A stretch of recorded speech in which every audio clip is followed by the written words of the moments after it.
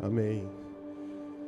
Irmãos, ontem nós tivemos aqui o especial Dia dos Namorados. Amém? Quem estava aqui? Tinha um pessoalzão aí, a galera aqui ontem aqui. Gente, ontem aqui teve até pedido de casamento, vocês acreditam? E as mulheres tá para frente, hein? Foi a mulher que pediu o cara para casar.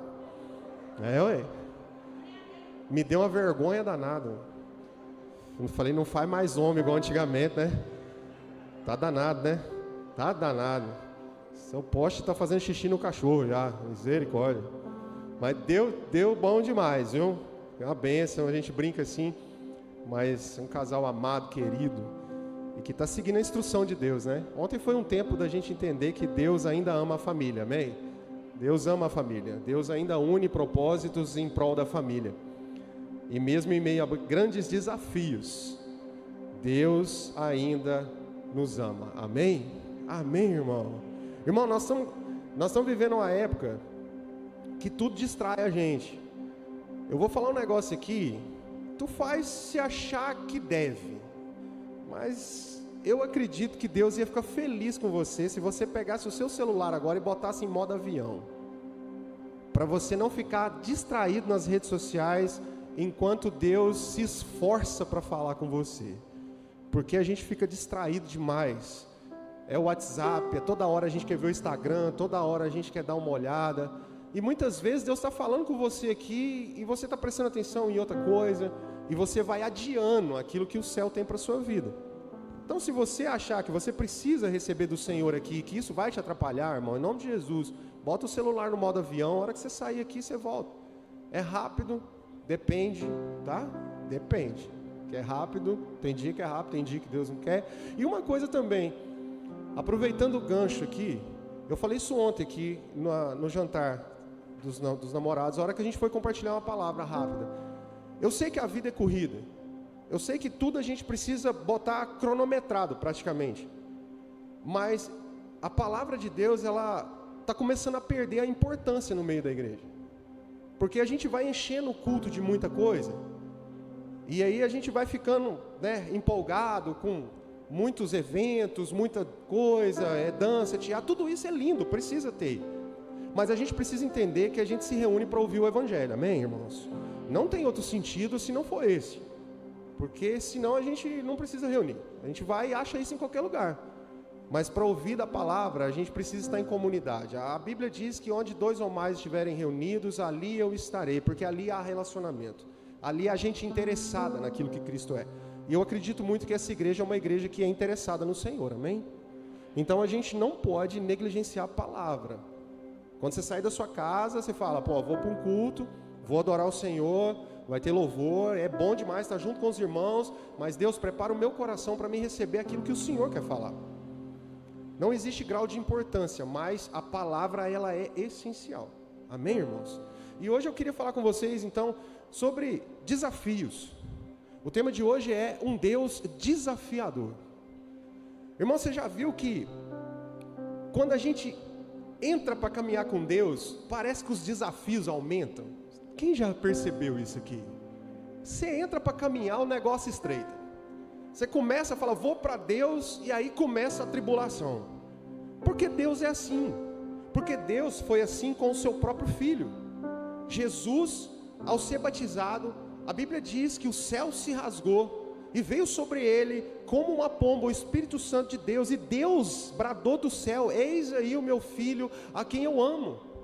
E a Bíblia diz que no mesmo instante, não foi nem no dia seguinte, foi na mesma hora, o Espírito Santo pegou Jesus para enfrentar o maior desafio, levou Jesus para ser tentado pelo diabo.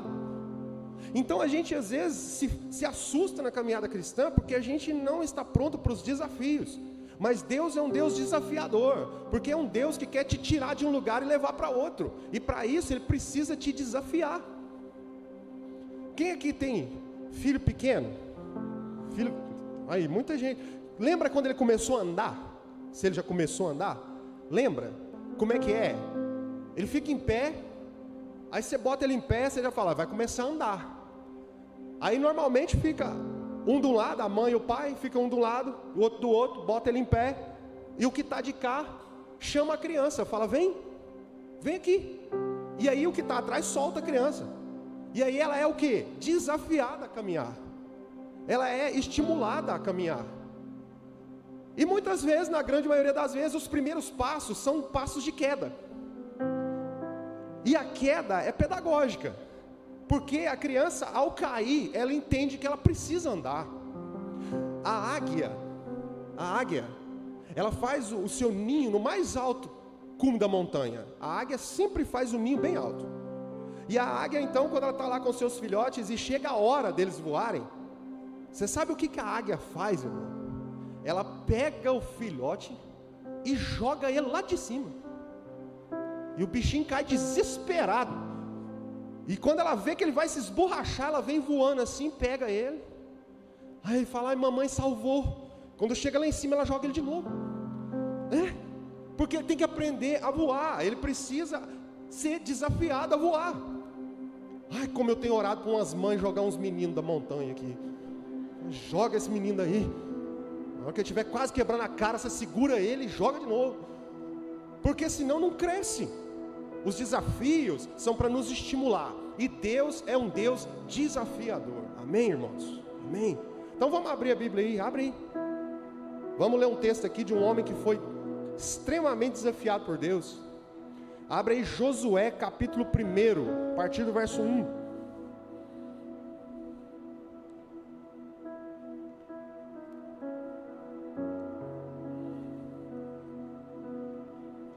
Josué capítulo 1, a partir do versículo 1.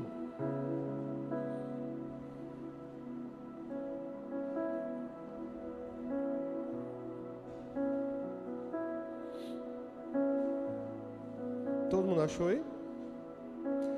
Diz assim: depois da morte de Moisés, servo do Senhor, disse o Senhor a Josué, filho de Num, auxiliar de Moisés: Moisés, meu servo, é morto.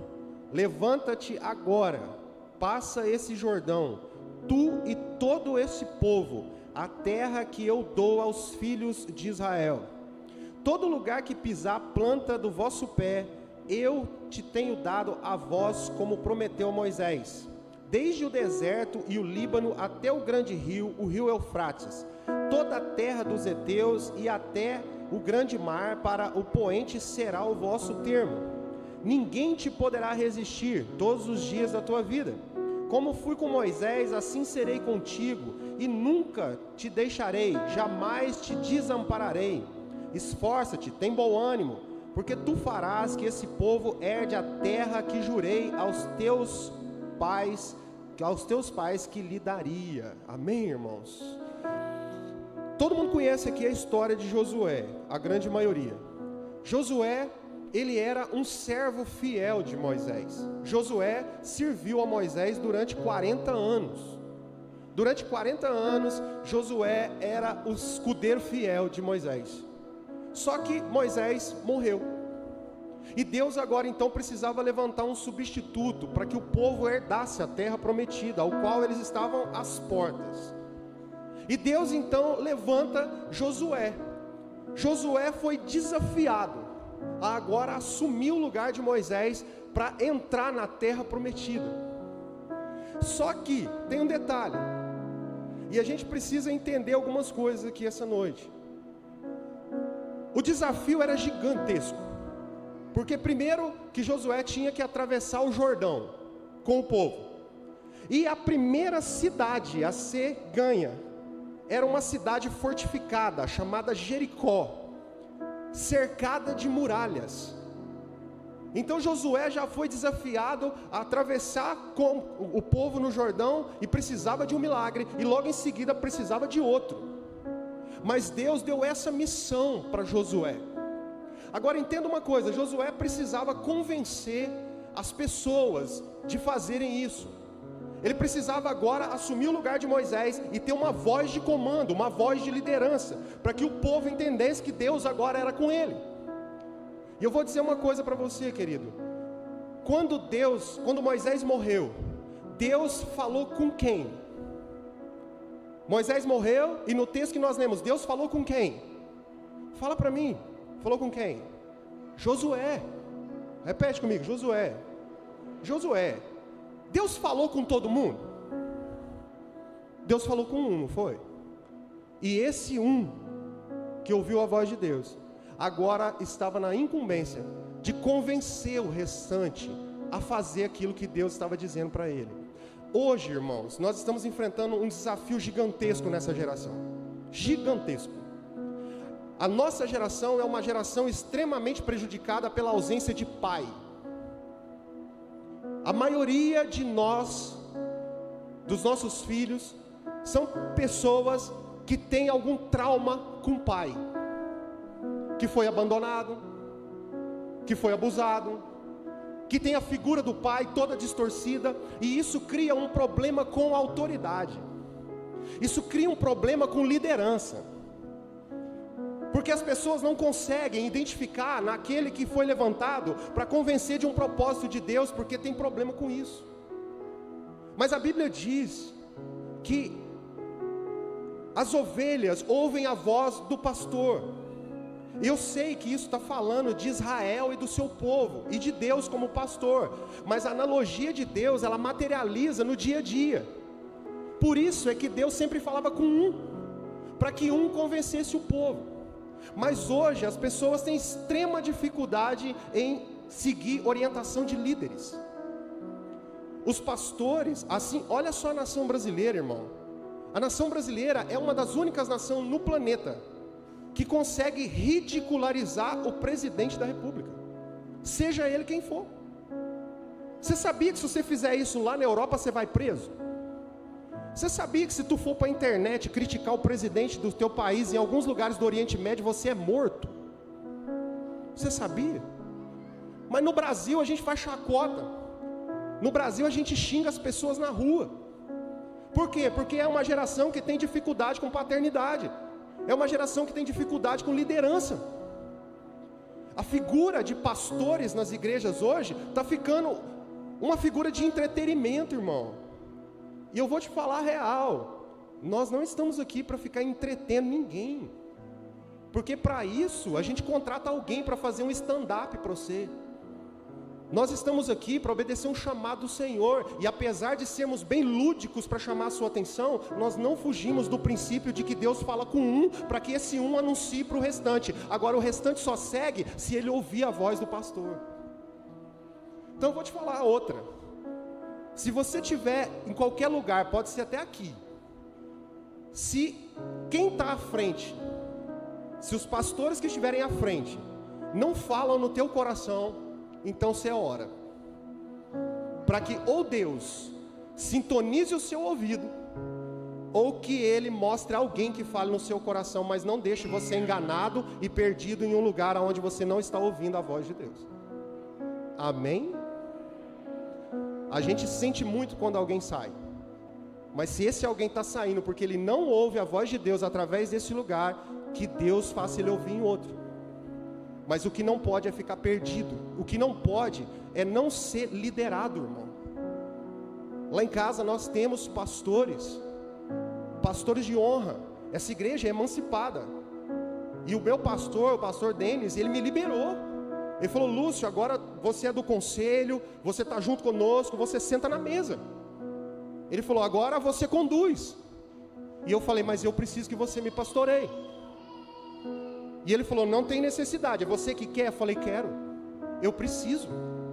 Porque a gente precisa de direção, irmão. Porque não tem como eu falar para você fazer uma coisa que eu não faço. Então tudo aquilo que eu falo para você fazer, eu faço. Se eu honro a vida do meu pastor, então a gente quer que você honre a vida dos seus líderes, porque senão você não sai do lugar. Ouça a voz do pastor, ouça a voz de Deus através de quem Deus levantou. Ah, mas a vida dele, irmão, ninguém está aqui por merecimento. A gente está aqui por uma escolha de Deus, porque a gente disse amém para uma escolha descabida, e é por isso mesmo, tem que ficar claro para você que foi Deus. Agora eu quero falar para os líderes, e aqueles que têm um chamado para ser líder. O líder precisa ter o coração do pastor. O líder precisa ter o coração da igreja. A Bíblia diz que Deus levantou quem no lugar de Moisés? E no começo diz que Josué era o que de Moisés? servo fiel. A Bíblia diz que Moisés ia para dentro da tenda, que Moisés ia para dentro da tenda, para ter com Deus, e a Bíblia diz que Josué ficava na porta, o resto da congregação ia cuidar da vida, mas Josué ficava na porta, sabe por quê? Porque ele tinha o coração de Moisés, ele tinha o coração do líder, ele tinha a visão do povo, ele sabia o que Moisés fazia, e o dia que Deus levou Moisés, Deus levantou um substituto que tinha o coração de Moisés.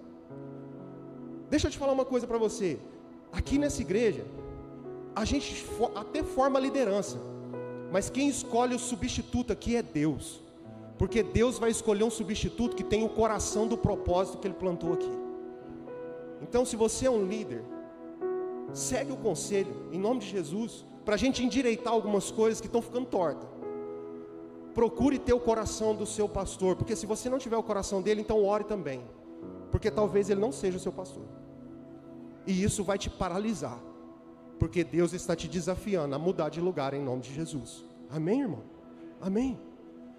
Então Josué tinha esse desafio, e quando ele atravessou o Jordão, abriu o Jordão, ele passou, ele se deparou então com a cidade de Jericó, a cidade fortificada. Os muros da cidade de Jericó tinham 9 metros de altura e 3,5 metros de largura. Tinham casas em cima do muro, para você ter uma ideia do tamanho que eram as muralhas e de quão grandes elas eram. Nossa, quase que não saiu. Então, irmão, era um desafio gigantesco, mas deixa eu te falar uma coisa, quando Deus falou para Josué, Ele falou, eu entregarei nas tuas mãos, e ao povo que eu estou levantando, os israelitas, eu entregarei Jericó e os seus reis. Então quem prometeu é fiel para cumprir.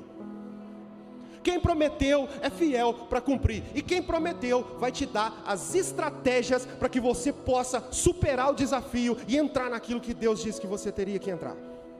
E é sobre isso que eu quero falar aqui esses minutos, as estratégias que Deus deu, como que Deus conduziu esse homem, como que Deus conduziu esse povo, porque Deus vai te instruir, irmão.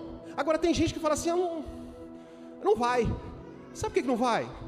Porque não escuta, não vai porque não ouve, não vai porque tampou o ouvido, porque Deus fala, vai para a esquerda, quer ir para a direita.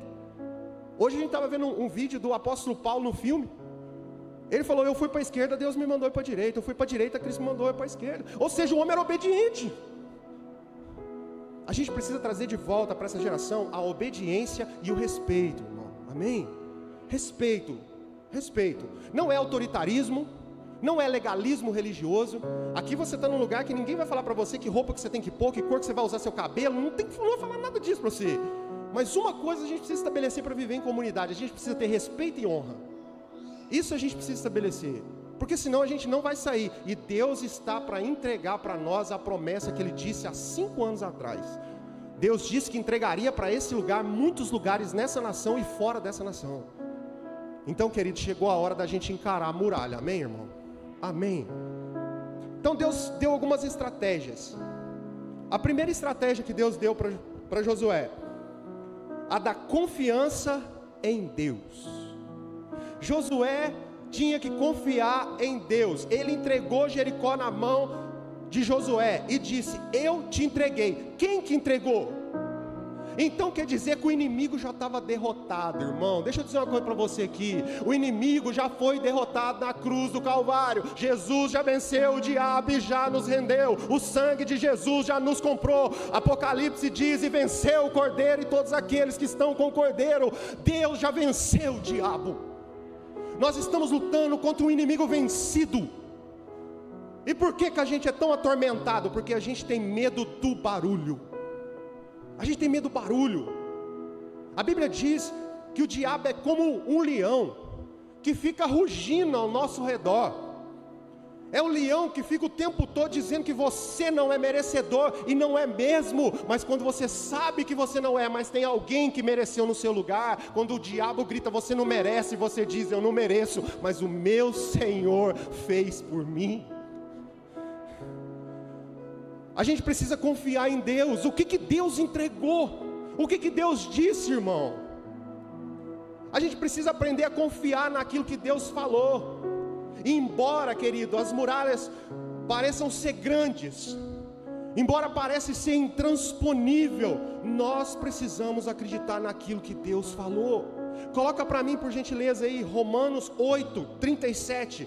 Olha só, vamos para a Bíblia, irmão, vamos ver. Romanos 8:37.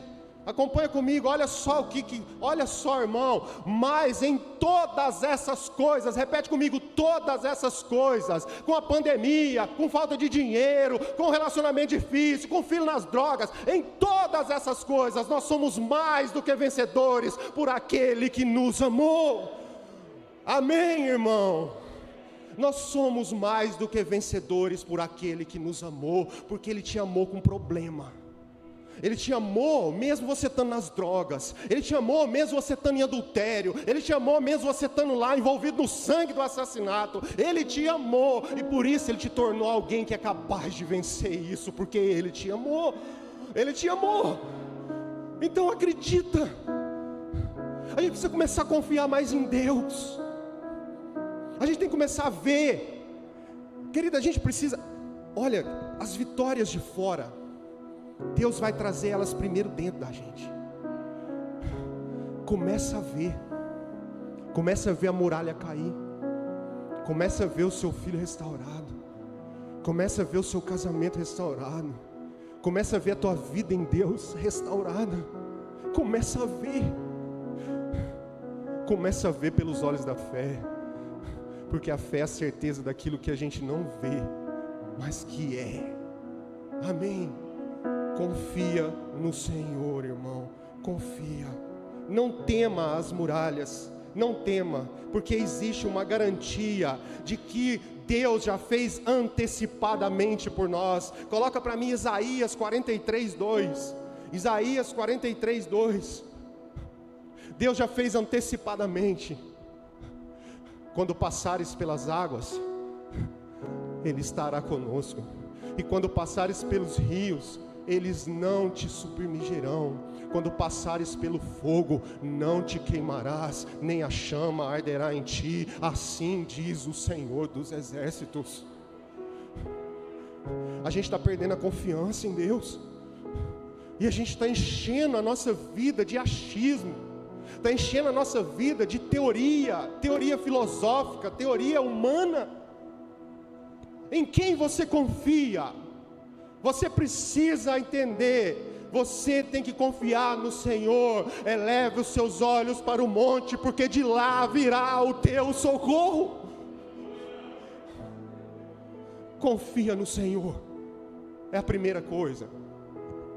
Depois que tu estiver confiando no Senhor, aprenda a depender de Deus. Aprenda a depender do Senhor. Josué, quando foi ordenado para ir, Deus não mandou ele levar arma nenhuma, não mandou ele levar nenhuma espada, não mandou ele levar nada. Deus não disse, leva armamento, faz isso, faz aquilo. Não, Ele disse, pega os sacerdotes, bota eles para ir na frente, fala para eles levarem trombetas e buzinas, e no meio do sacerdócio, leva a arca da aliança. A arca da aliança era a presença de Deus. Então deixa eu dizer uma coisa para você, o que derruba os obstáculos da nossa vida, o que faz a gente vencer os nossos desafios, não são as armas que nós temos para lutar, mas é a presença de Deus. A presença de Deus é que derruba a muralha, a presença de Deus é que faz você avançar nos desafios. Pedro foi preso, o Pedro estava preso, e o povo estava lá fora orando.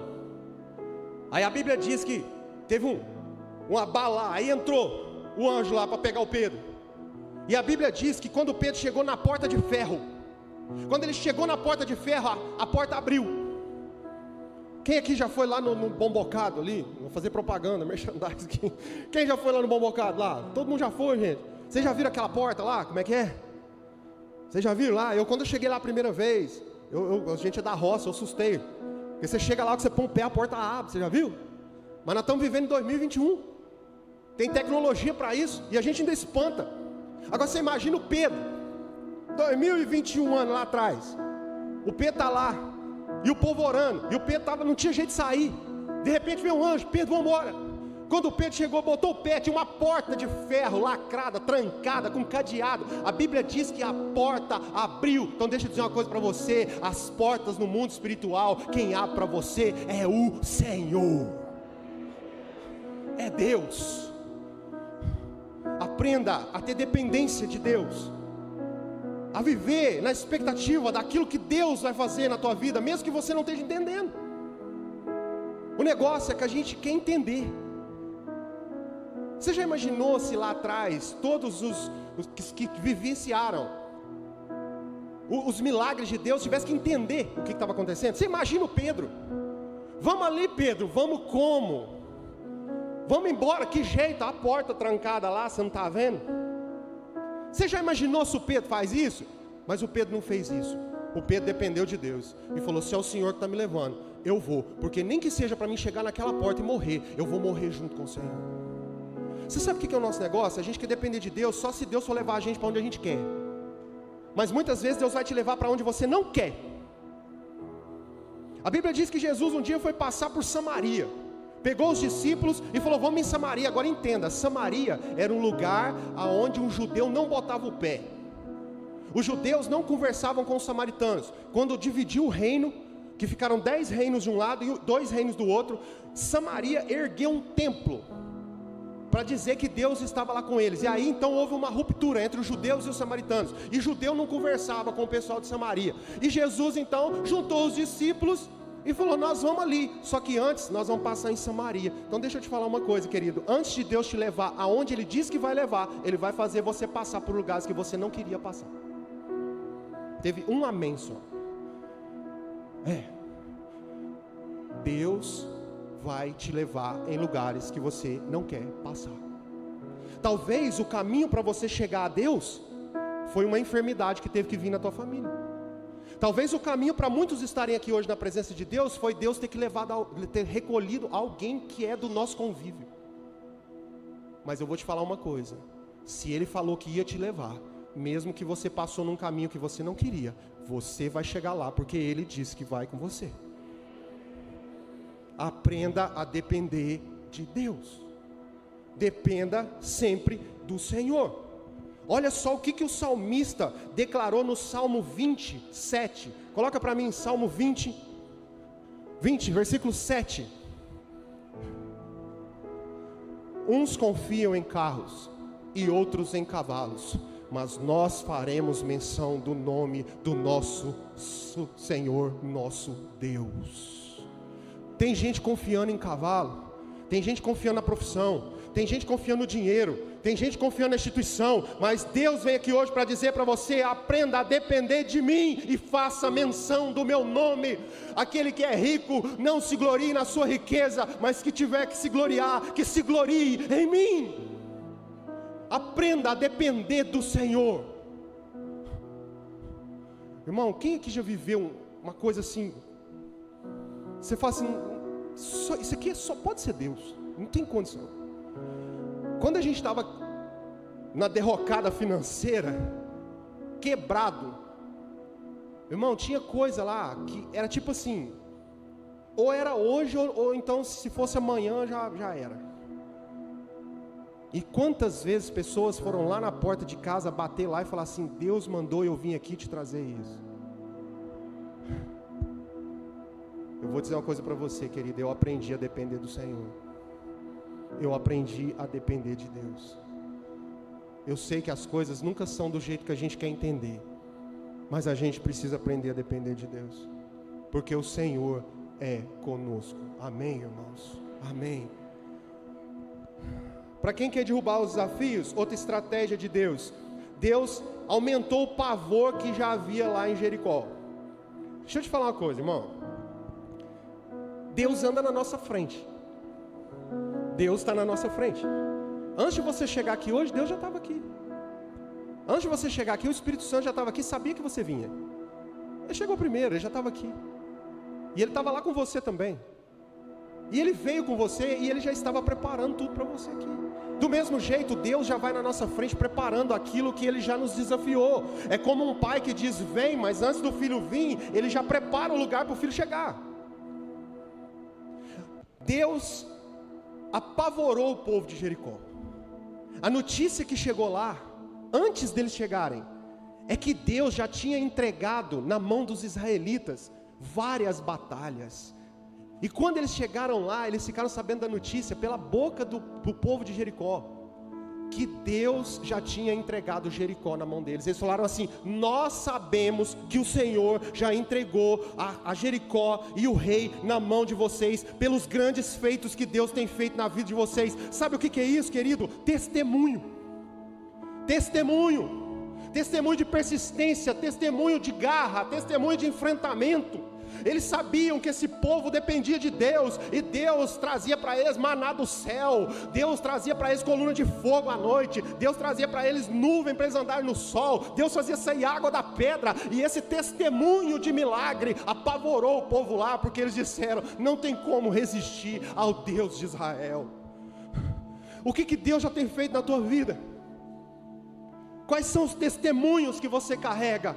Porque você precisa continuar a ser um testemunho, para que quando lá fora as pessoas olharem para você e vão dizer: não tem como Deus não ser com ele, porque ele é perseverante na oração, ele não para no meio do caminho, Deus já curou a família dele, ele já viveu milagres sobrenaturais, porque Deus é com ele, Deus é com o seu povo. A gente precisa entender isso, irmão. A gente precisa entender que Deus já vai na frente, e Ele já vai abrindo o caminho, e Ele já vai preparando tudo. A Bíblia diz que Deus, Ele vai aplanar os montes, e que Ele está abrindo um caminho no ermo. Eu não sei que caminho que é, mas eu quero ir. Eu quero ir.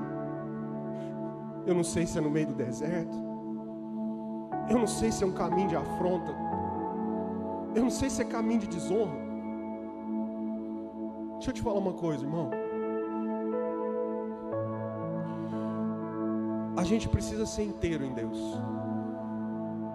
completamente inteiro no Senhor.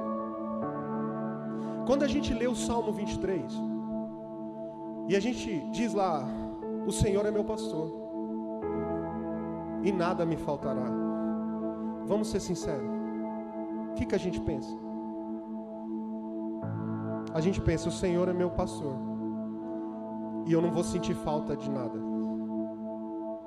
Mas na verdade Ele está dizendo: o Senhor é meu pastor, e não vai te faltar nada para que você seja completo no meu reino.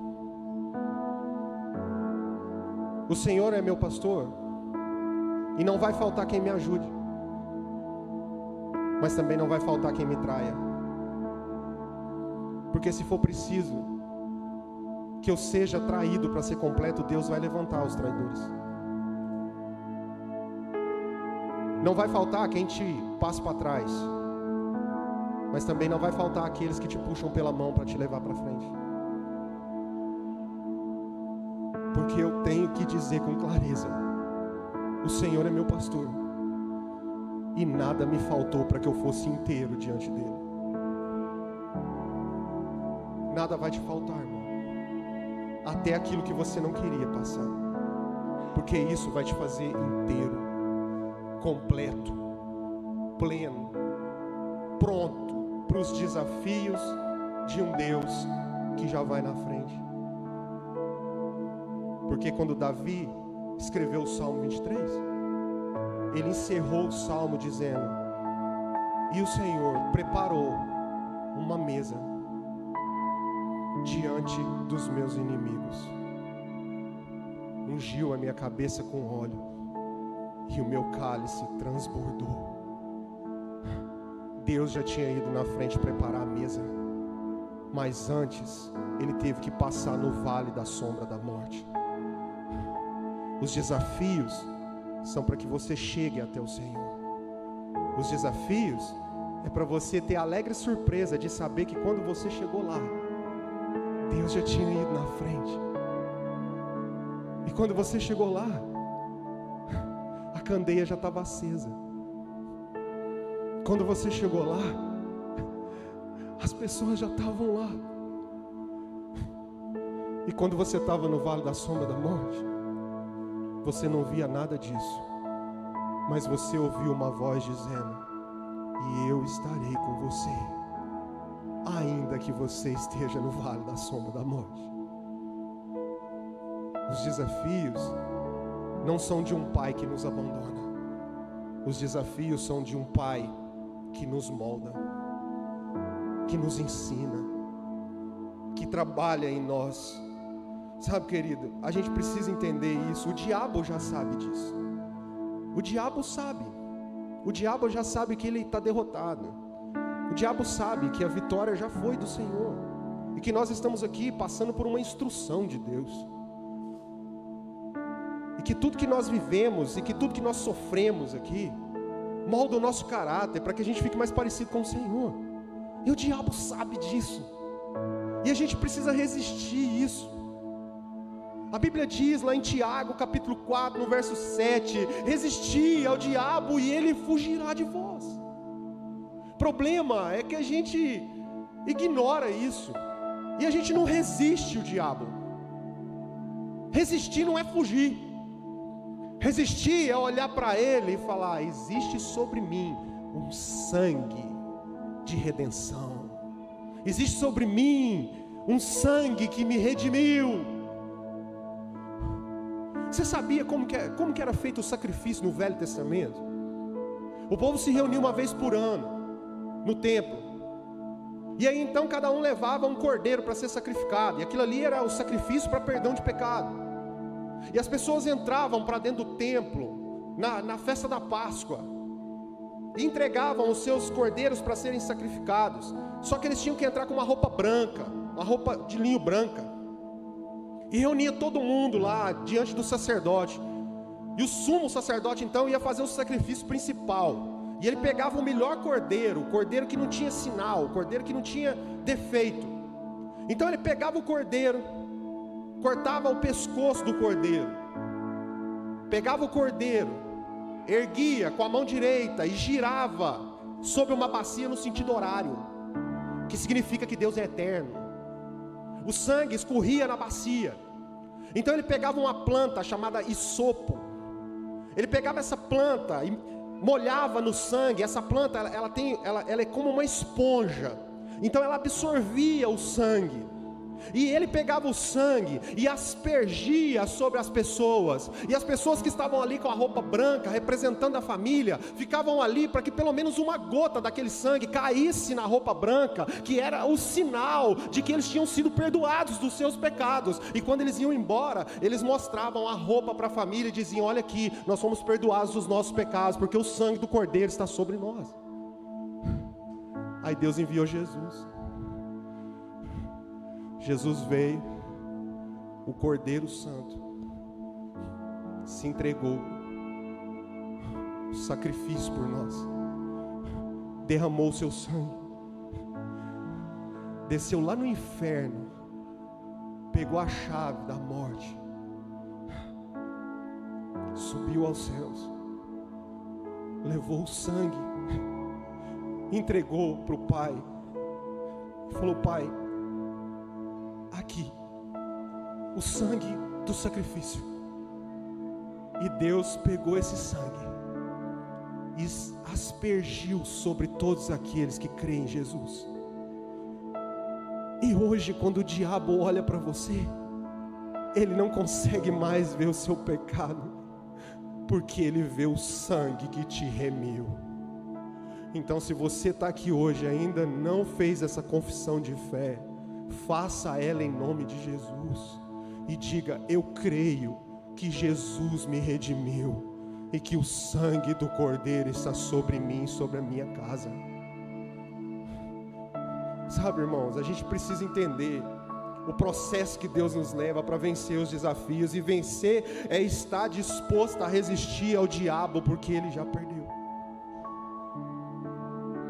E quando Deus deu essa estratégia, ele também disse, e ele quis experimentar a fé dos israelitas. Ele disse para eles: Josué, instrui o povo a dar 7 voltas em volta das muralhas de Jericó. durante 7 dias. Ele estava experimentando a fé. Tem algum sentido você fazer isso? Vamos falar a verdade. A gente acha que o povo lá atrás era meio bobo, né? Não, eles eram igual a nós. Josué chegou, por isso que eu falo, precisa ouvir a voz, irmão. Deus falou com Josué, e Josué falou uma coisa totalmente descabida. Josué falou: gente, nós não temos arma, nós não temos nada, nós não temos exército, não temos nada, mas Deus falou um negócio para mim. Deus falou para a gente fazer uma fila indiana aqui, e a gente vai ficar dando volta em volta das muralhas durante 6 dias. Irmão, eu fico pensando, tinha gente que morava em cima do muro lá, e esse povo, eu fico pensando tanto que eles não zombaram desse povo passando lá. Eu devia falar assim: vocês povo louco é esse aí de vocês? Vocês não estão vendo essa muralha? Vocês vão ficar rodando aqui? Vai ficar passando aqui mesmo, rodando aqui o dia inteiro, vocês vão ficar fazendo isso? Quem sabe não é isso que você está vivendo? Quem sabe as pessoas estão dizendo para você: cadê o seu Deus? Cadê o seu Deus que o seu parente está lá na UTI? Cadê o seu Deus que o seu parente morreu? Por que você está indo para essa igreja? Por que você ora? Por que você ouve esse pastor? Por que você lê essa Bíblia? E você vai dizer: eu faço isso porque eu acredito no meu Deus. E você não vai entender, mas na hora certa todos nós vamos entender. Porque a gente precisa ter essa fé, uma fé que não sabe o que está acontecendo, mas a gente sabe que Deus está fazendo. Sabe, irmãos, dar 7 voltas lá, era para o povo ir edificando e fortalecendo a fé.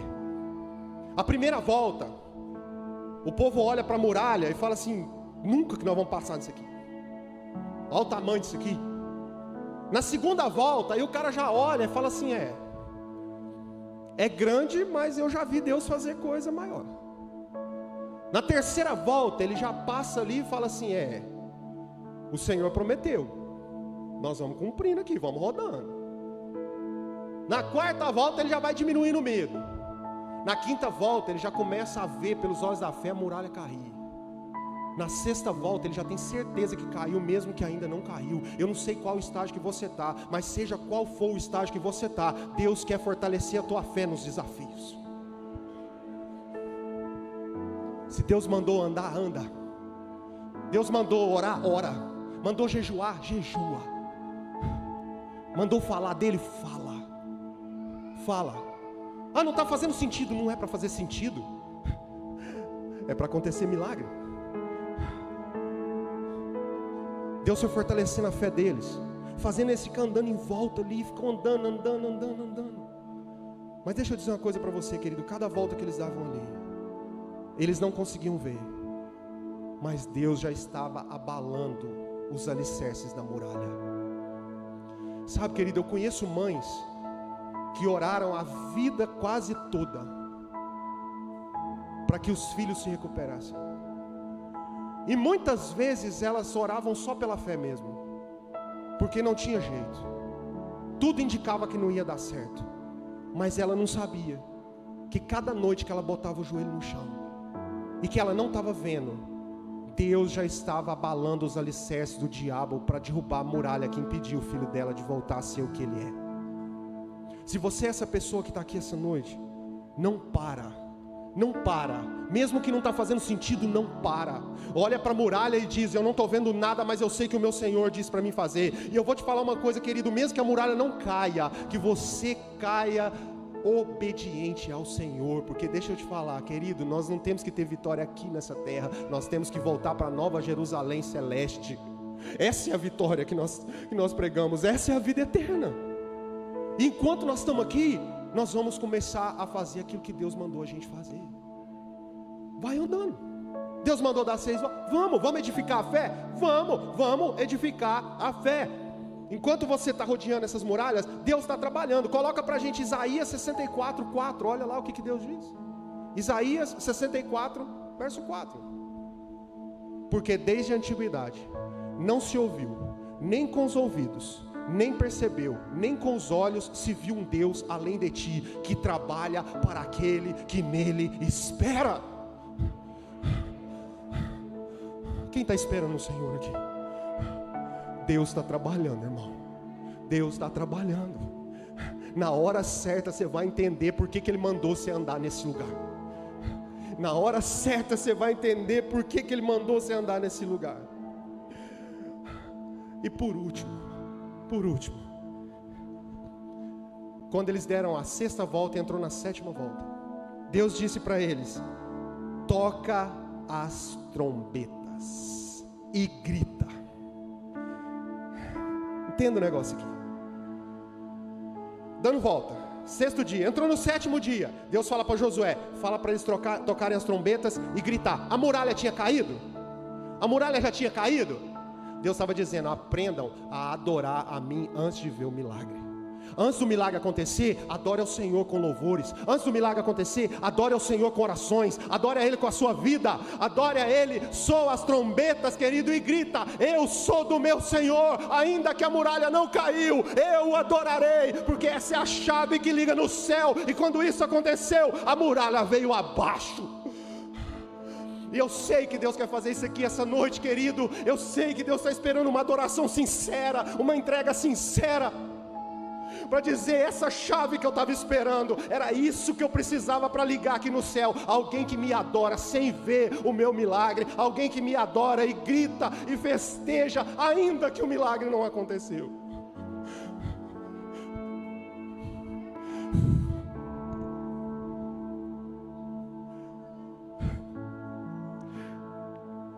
Tem um negócio nessa história, a gente precisa entender. Se você entender só essa parte aqui da mensagem, hoje já valeu eu estar aqui. Nessa cidade tinha uma mulher chamada Raabe. Raabe era prostituta. Só que Raabe está na genealogia de Jesus. Na genealogia de Jesus tem uma prostituta, e ela morava nessa cidade, Jericó. A gente acha que o maior milagre que aconteceu ali foi as muralhas caírem, mas não foi. O maior milagre que aconteceu ali foi Deus ter movido um povo inteiro e fazer um milagre tremendo para salvar uma mulher que ainda era prostituta, porque Deus ia gerar através da geração dela o seu filho na terra. Por isso é que a gente fala aqui: não desiste de ninguém, ainda que no caminho você tenha que corrigir, ainda que no caminho você tenha que sofrer, porque você não sabe o que Deus vai fazer através da vida dele. Sabe, irmãos, eu tenho pensado umas coisas aqui. A gente faz muito projeto social aqui, e às vezes aos olhos das pessoas aqui fica parecendo assim: ah, que legal,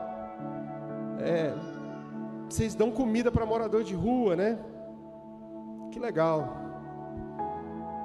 Mas será que é só isso mesmo, irmão?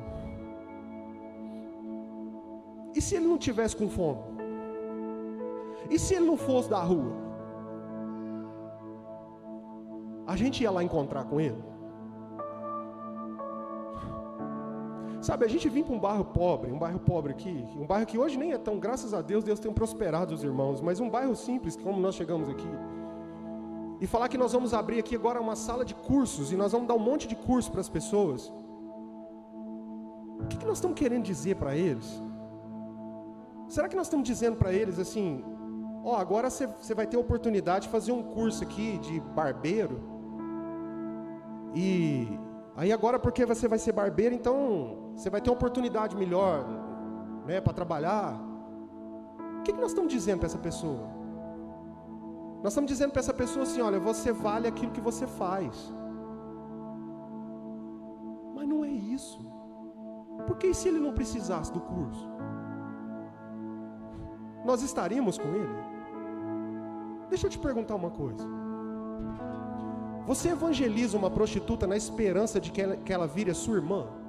Ou você evangeliza a sua irmã porque ela, sabendo que você é sua irmã, ela deixa de estar prostituta?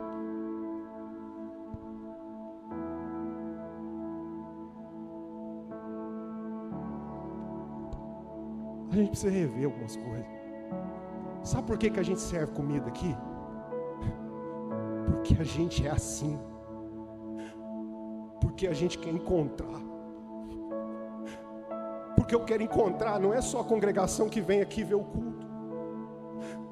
Eu quero encontrar meus irmãos que não tem nem roupa para vir aqui. A gente está abrindo essa base social aqui, não é porque a gente quer fazer filantropia, não.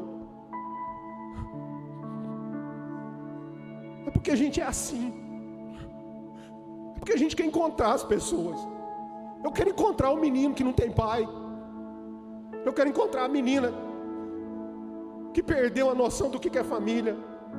Eu quero encontrar ela, porque eu sei que um dia ela não vai mais estar nesse lugar, e eu vou querer continuar encontrando com ela. A gente serve porque a gente é assim, irmão. Deus salvou Raabe, não é porque ela era importante. A gente não ama as pessoas porque é importante. A gente ama as pessoas porque nós somos assim. A gente precisa ser assim. A gente precisa querer encontrar as pessoas. Se para isso for preciso promover um culto, a gente promove. Se for preciso ir lá na África dar comida para os meninos lá, nós vamos. Mas nós não estamos indo lá porque lá tem um monte de menino que é afrodescendente e é pobre. Nós estamos indo lá porque a gente é assim, porque a gente quer encontrar com eles lá, porque a gente quer encontrar o povo dessa cidade, porque a gente quer encontrar o morador de rua e dizer para ele: ó, você é meu irmão, você é meu irmão, e pode contar comigo. Eu não encontro com ele para dizer assim: ó, eu sou santo e tu é endemoniado. Eu encontro com ele para dizer: você é meu irmão. Porque o meu desafio maior, a muralha maior que existe entre nós, se chama religiosidade. E Deus quer vir aqui essa noite botar isso abaixo. E a gente precisa aprender a dar importância para as pessoas. A gente precisa aprender a honrar as pessoas. Ele pode ser um mendigo e pode ser o maior doutor dessa cidade. A gente precisa fazer isso, não porque é importante, porque a gente é assim. A gente ama, a gente quer encontrar, a gente quer derrubar a muralha. Não é para ficar bonito na fita. A gente quer ver a muralha cair para encontrar Raabe. A gente quer ver as muralhas cair, Ramon, para encontrar Raabe. Porque é mais importante isso do que qualquer outra coisa. Porque senão o evangelho que a gente está pregando aqui está perdendo sentido. Não sei nem o que eu estou falando isso aqui. Que o Espírito Santo flua. Que o Espírito Santo flua aqui hoje. Que Deus quer mudar a trajetória aqui hoje. O destino é o mesmo, mas Deus está trazendo a gente para um outro caminho.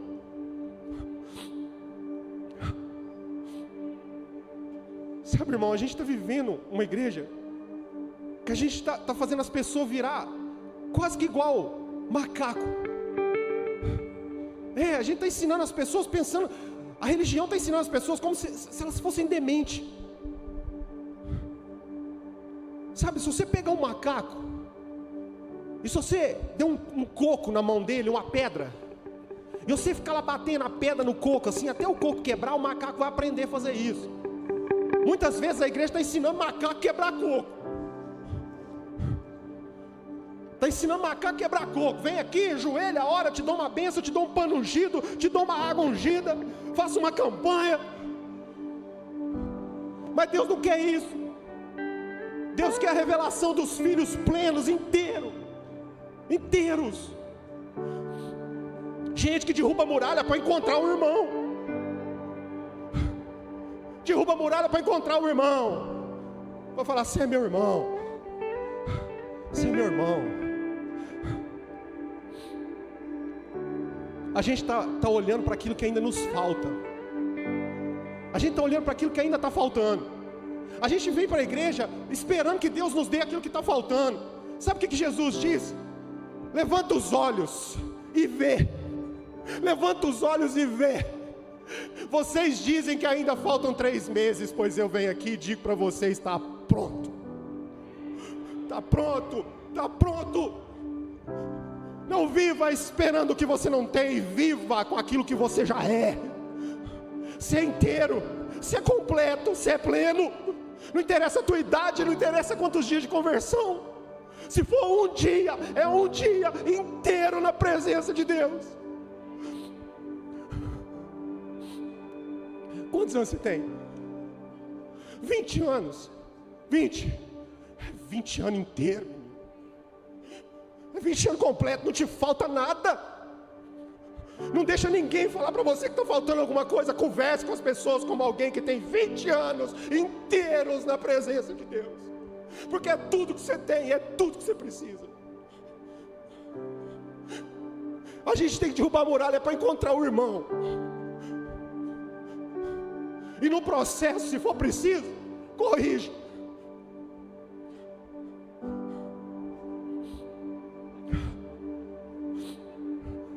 Faltando nada, irmão.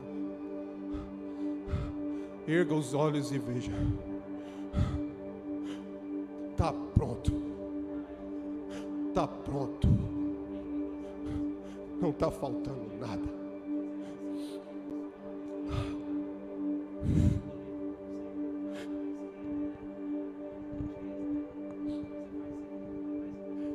Não está faltando nada para a gente.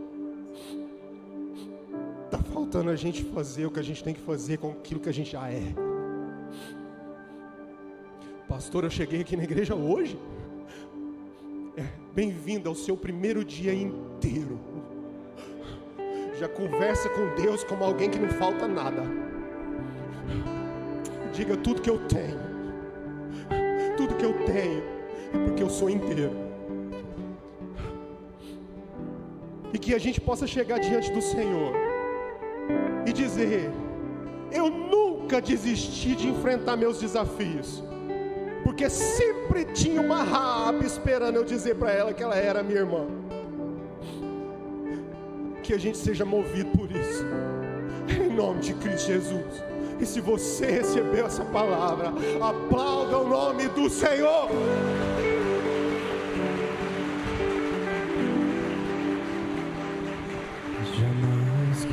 Fica de pé no seu lugar.